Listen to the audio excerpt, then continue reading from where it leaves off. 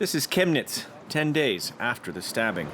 Flowers and candles cover the crime scene. Passers-by stop to remember Daniel, a young German man of Cuban origin. He died in a dispute with asylum seekers. Calm has returned to the city, but talk to the people, and you'll see there's little peace of mind. It's about hatred against foreigners and how they behave here. When I come to Chemnitz, I'm scared like never before. This used to be a city without fights and rapes, and all this is because of this new immigration. It's as if the anger was always just under the surface, waiting to explode. At City Hall, people still struggle to understand it all, and how the extreme right managed to mobilize thousands in this little town in Saxony. What really shocked me was their ability to use this murder to gather so many people under the far-right banner. So many people ready to take to the streets. But is it really so surprising?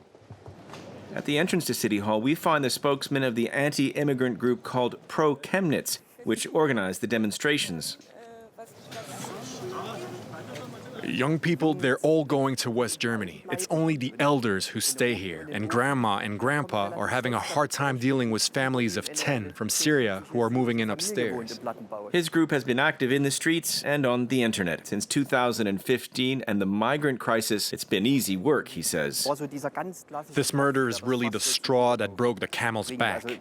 The people in the city were already fed up, and that's why so many of them came out and joined the demonstration.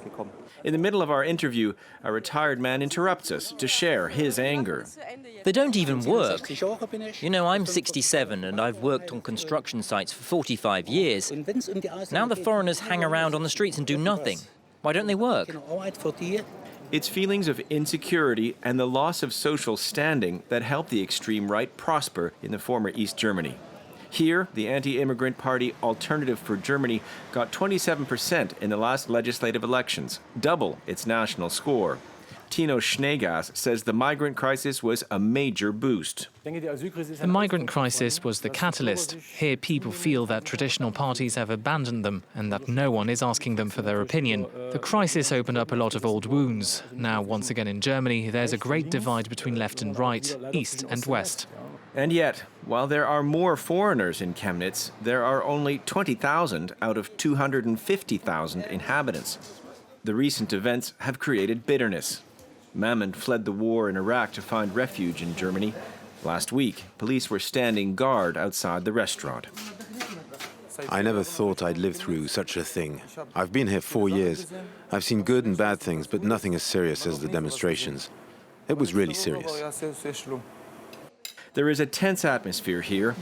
Everyone goes straight home after the meal.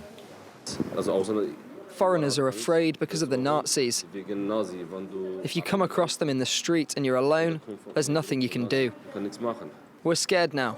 For days that we haven't dared go out. People don't understand that it's just one person who did something bad, and that not all foreigners are like that. There are more demonstrations planned for Friday against Germany's migration policy. It looks like the tension isn't going away anytime soon.